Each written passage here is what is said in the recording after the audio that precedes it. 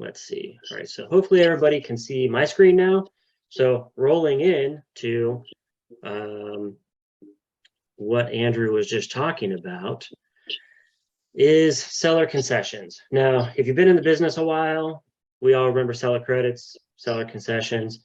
We used to do these all the time, especially, you know, in down markets and stuff like that. But if you're newer or if you just need a refresher, then this should be a good webinar for you. Hey, Andrew, you want to mute yourself real quick? I think you're still on. There you go. Cool.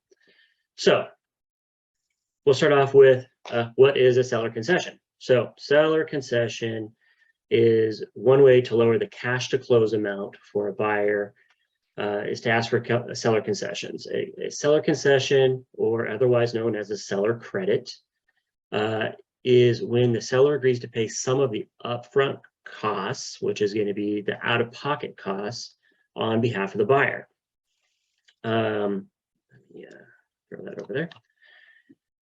Essentially, the seller is agreeing to a credit that is applied towards the closing costs, in which part of the credit overall cash is to close amount the buyer needs to wire or write a check for just prior to close of escrow. So closing costs for the buyers usually average, you know, between 2 and 5% of the loan amount.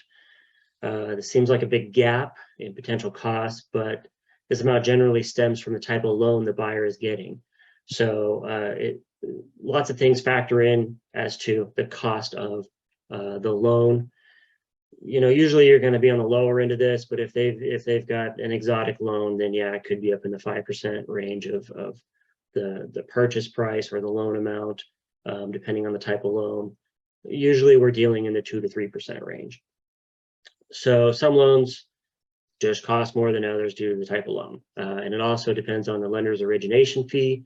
Sometimes that's built into the rate, sometimes it's not. That's, you know, dependent on the lender and how they're trying to structure the loan. So it's important to know what kind of loan your buyer is getting and to connect with the lender to see what is the estimated closing costs and what they're going to be. So this can be seen on the buyer's LE. We call it the LE, it's the loan estimate. So if a buyer is coming to you and they're like, what are my closing costs going to be? It's really hard for a real estate agent to answer that because we're not doing the loan. So you want to get with the lender or refer them back to their lender and have them get an LE from the lender. That's going to have their estimated closing costs, which is going to be their cash to close on that document. So if your buyer's not received a loan estimate, then you can assume they have not spoken with a lender in depth about their financing, and most likely they haven't even submitted a loan application to the lender yet. So just by asking that simple question, you can already kind of tell as a buyer's agent how far into the loan process, if at all, this potential buyer is. So at that point, I would probably advise them, you know, to get a little deeper into the loan, at least submit their loan application, get that loan estimate before moving forward with submitting an offer. So another question I get quite a bit is, what are the closing costs for a buyer? Now, this is just kind of a smorgasbord of fees here. Some may or may not apply. Some of them are always going to apply. And some of this comes from the lender. Some of this comes from the escrow company. You know, everybody has different fees for their services out there. So this could vary, but, you know, here's kind of a rundown of what you can typically expect to be included in your buyer's closing costs. So we're looking at potential loan application fees. Some lenders do charge this. Credit report. Sometimes the lender pays for it, sometimes they don't. It's a nominal fee. It's like 35 bucks usually. Escrow fee, well, appraisal report, you know, you may get an appraisal waiver, you may not. The cost of the appraisal could vary depending on the type of loan they have. You know, if it's a jumbo loan, they may be required to get 2 appraisals. If it's not a jumbo loan, then it's just going to be 1, and that fee can vary. There could be rush fees in there, things like that as well. We're not seeing that so much now, but we did have some pretty exorbitant appraisal fees over the past year or two when the appraisals were kind of slammed. Courier fees, discount points if the buyer is going to be buying down the rate at all, those would be included in the closing costs. The prepaid, that's going to be your property taxes, your homeowner insurance, and if there's going to be mortgage insurance. So they're going to include that in with the closing costs. Flood certifications, homeowners association stuff, if there is one. Loan origination fee, again, this may or may not be a number on the closing cost, depending on the type of loan and what the lender is doing and how they're structuring that. Lender's title policy, that's going to be a must-have in there. An email doc fee, prepaid daily interest. So this is going to change based on the day of the month that you close. So the closer to the end of the month that you close, the less amount the daily interest charge is going to show on the closing statement. So that's less closing cost for the buyer. That's typically why most people want to close towards the end of the month. So, if you're closing on the 28th, then there's just going to be 2 days of interest in there. If you're closing on the 15th, then yeah, you're going to see about 15 days of interest in there. There may be a rate lock fee, recording fees, compliance, you can kind of see the rest here. VA funding fee, that can get, that can be a big one sometimes. Let me just check chat real quick. Okay, you guys are going. So how much credit can my buyer get from a seller? So here are the Fannie Mae guidelines for conventional conforming loans. So this is for principal residences or second home. So they're going to occupy this home. So if they're putting 10% or less down, then the maximum seller contribution you can get is going to be 3%. Now you have to remember that if you're asking for 3% from the seller up front, and you get into the transaction, you do your inspections, and some things pop up, and the seller says, you know what, I don't want to deal with it. I'm just going to give you another $1,000 in credit. Well, now you're over the limit, so that's not going to work. So you have to get a little more creative sometimes with that if you have a 10% or less down payment in the works here. So you have to remember this going forward. So you would need to negotiate something else other than a credit when you came to that part. But we're talking about when we're writing the offer right now. So if it's a principal residence or second home with 75.01% up to 90% down payment, you can actually get 6% in seller concessions. So if you had this loan in place, then you could get some additional credit for repairs and such when you got to that negotiation point. Principal residence, second home with 75% or less can actually go up to 9% in seller concessions. Investment properties, regardless of the amount of down payment, doesn't even matter, 10%, 50%, it's going to be a 2% contribution max from the seller. So, this is some good info for when you're, writing your offers. If you're going to be striving to get a seller credit for your buyer's closing costs, here's the numbers you'll be working with based on the type of loan and the amount of down payment that they're doing. So, keep this in the back of your head. FHA loans, 6% of the purchase price is the maximum seller concession. So it doesn't matter, the minimum down payment for FHA is going to be 3.5. It's 6% of the purchase price. For VA loans, it's 4% of the overall loan amount. Now, generally, you're looking at that dollar down program, 100% financing basically for VA. So this is kind of equivalent to the purchase price, but they factor it off the overall loan amount. What is cash to close? Cash to close is the amount of money the buyer needs to bring into escrow to close the sale. So that's going to be closing costs minus the earnest money deposit that's already in there. So they already have a credit in escrow sitting there that is going to be applied towards the down payment and or closing costs. So consider that a credit on the settlement statement. And minus any seller concession. So if we add another $10,000 or something in seller credit, and then plus down payment. So that's going to equal your cash to close. So that's the amount of money the buyer needs to write a check for at close of escrow. Let me just double check the chat real quick. Okay. So let's look at how we're going to do this and why this is going to be, you're probably already seeing it. Sellers are offering it.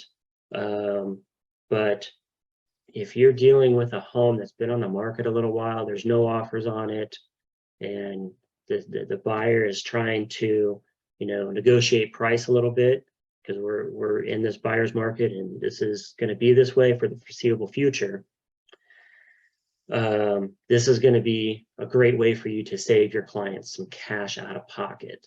So let's say you have a first-time buyer with enough money for a down payment, but not enough to cover their closing costs as well. You would simply find a home with a seller that is willing to contribute to the buyer's closing costs so that the buyer can close this sale. So let's look at this example. Example one, I'm going to call it seller takes a hit on the net proceeds. So purchase price is $500,000. Let's just say the list price is also $500,000. The buyer's using FHA financing, which 3.5% down payment of that is going to be $17,500. The buyer's closing costs, we're going to estimate them at 3%. So that's going to be $15,000. So the total there is going to be about $30,000 to get into this home. It's down payment plus the closing costs. So evidently I didn't do my math right there. So let's say the buyer only has 20 grand though. So they've saved up the down payment, but they didn't think about the closing costs. But now they're ready to get into a home. Maybe a life event happens, something like that. They feel the market is right, whatever it may be. They're ready. They want to buy a home. They've got 20 grand.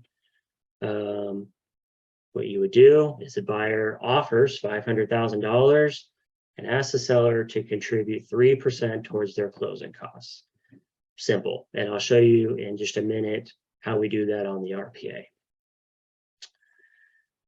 An important thing to note, the seller's net is now $15,000 less because they're contributing $15,000. So it's as if they're receiving an offer for $400,085. Okay, so that credit's got to come from somewhere. It's coming from the seller's proceeds, how much money they're going to make on the house, if any. So we're going to say the seller agrees. Escrow now, they add a line item to the settlement statement for $15,000 in credit from the seller's proceeds.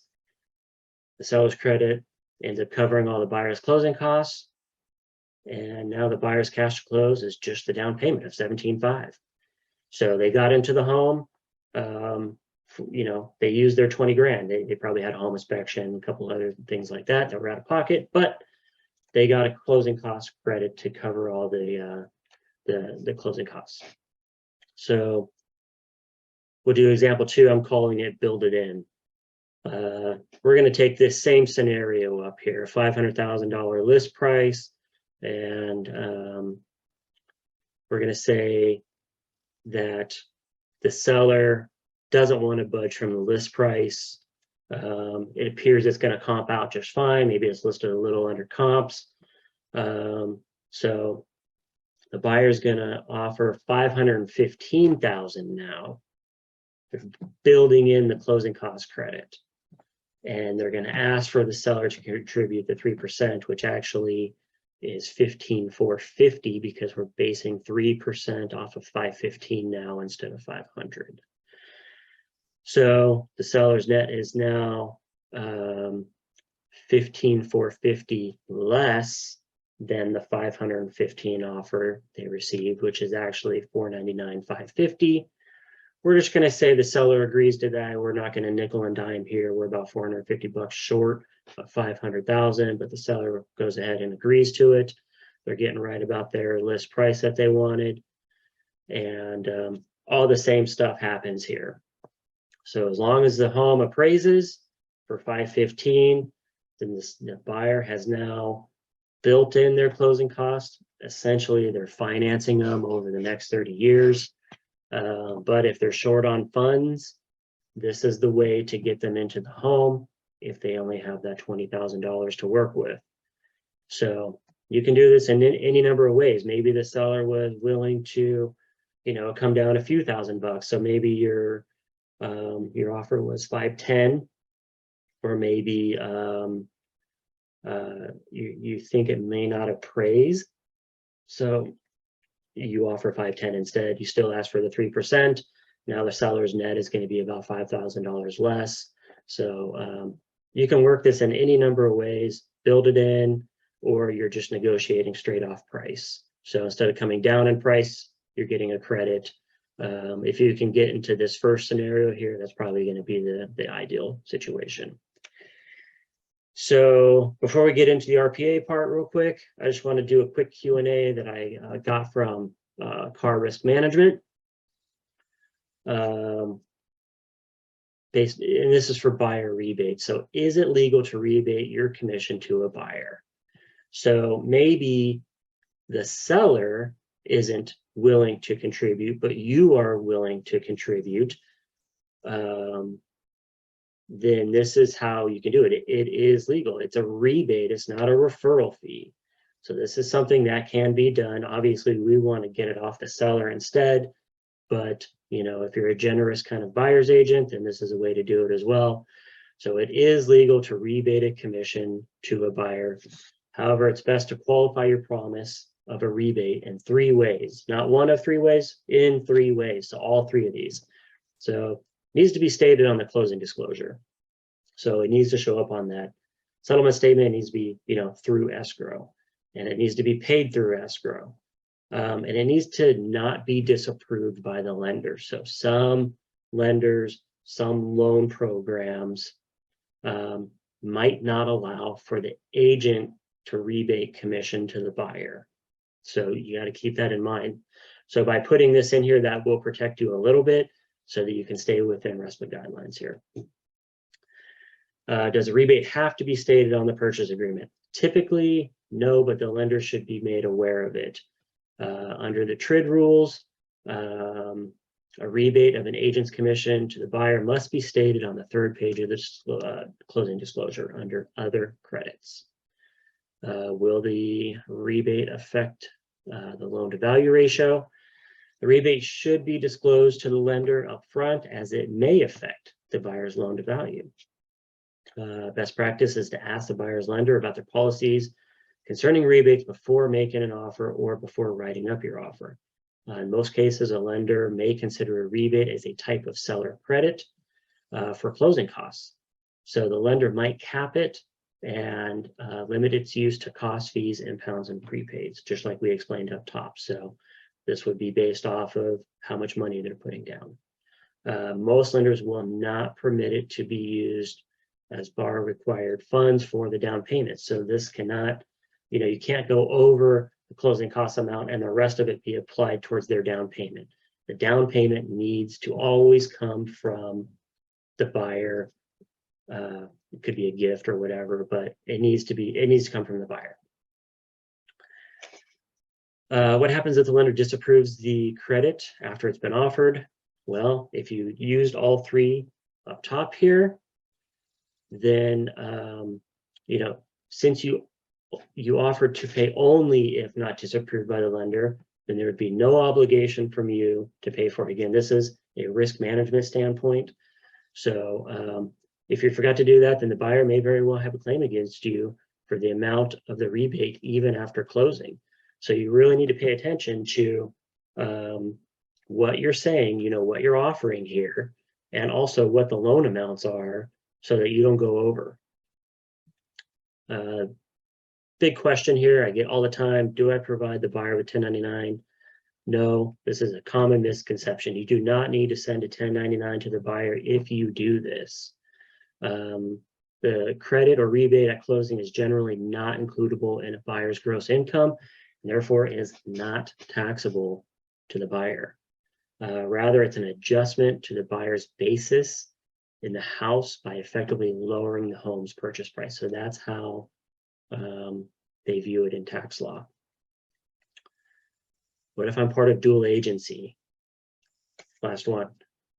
If the transaction is dual agency, then as a fiduciary to the seller, you'll have a duty to disclose the offer of rebate to the seller at the first opportunity. So whether you're writing the offer up front, or this is going to be something you're negotiating because of repairs, the seller's being firm, they don't want to budge. The fact of the rebate could affect the seller's decision on negotiating the sale. So keep that in mind. Hopefully that was super helpful for you guys. Let me just double check chat here. Looks like we just had conversation. So, okay. So I'm going to go over to the RPA real quick. Hopefully you guys can still see my screen. If you can't, just raise your hand or something. But we're looking at the residential purchase agreement here. I have a sample going on. You know, you don't traditionally in the past, we had to write a whole thing, you know, seller to contribute $10,000 towards buyer's recurring, non-recurring closing costs, blah, blah, blah, right? We had to write a whole thing. If you haven't seen it, they have it now right here on this, on G1, second page of the RPA, seller credit, if any, to buyer. You're going to click yes. You can type in an amount. It can be a flat amount. It doesn't always have to be a percent. And this is calculating off of the fake purchase price I have here of $950. It could be a flat amount you're asking for. It could be a percentage. It could be whatever. So keep that in mind, that you don't have to do that. You don't have to type in that whole thing. So we're just going to say we're going to ask for a $15,000 credit. And over in additional terms here, seller credit to be applied to closing costs, or now you put something else here. If you put something here having to do with condition of the home, I can tell you the underwriter's not going to like that very much. So I would advise against doing that, because they're probably getting conditioned for that to be either inspected or corrected. So just don't check anything else. Seller credit to be applied towards closing costs. It's already stated there. So it's a simple checkbox, put in your amount, boom, you're done. So that's how you ask for the seller credit now. G1 of the RPA keeps it nice and clean and simple. And I highly encourage, you know, looking at this option for your buyers right now. A lot of people want to keep more cash in their pocket in this market. Or they're really tight on funds potentially because of the amount of down payment they have to put down. So think about this as the option, because don't discount your buyer. If they're $10,000 short of funds to close because of the closing cost amount, more than likely in this current market and for the foreseeable future, you're going to be able to either build in or get a credit from the seller just based off of the price. From a seller standpoint, if you're trying to get your listing sold and maybe it's a slow market, maybe there's a lot of competition in the neighborhood, there's multiple homes for sale potentially, think about making this offer up front, you know, that they are willing to contribute towards the buyer's closing costs. They can use that for a rate buy down. They can use it for the 2-1 buy down program. They can use it for their closing costs. They can use it for all kinds of things. So just putting that pitch out there and touching on a key term like rate reduction, you know, buy down, stuff like that, that's music to buyers' ears right now, because the rates are increasing. We all know that they're not, you know, they're not what they were last year or even earlier this year at all. So when we're talking about helping them qualify for this home, we're trying to sell them by providing a credit towards a rate buy down or whatever they want to use it for. That could set your listing apart from others in the neighborhood. So think about that. On the listing side, this is a tool to help you get your listing sold. On the buyer side, this is a tool for helping you get your buyers into a home for little out of pocket, less out of pocket, whatever you want to call it. You have a 100% financing client or a VA, you can literally get them into a home for practically nothing. I've got VA buyers into homes for the cost of a home inspection. I mean, it's kind of crazy how you can structure some of these deals sometimes. So, and they think you're a hero when you do it. So, you know, keep this in mind. If you guys need, you know, help writing up your first one, or you have questions if I didn't explain this right, give me a call. I'm happy to do a Zoom or have a chat with you again. But other than that, hope everybody has a great week, and we'll see you later.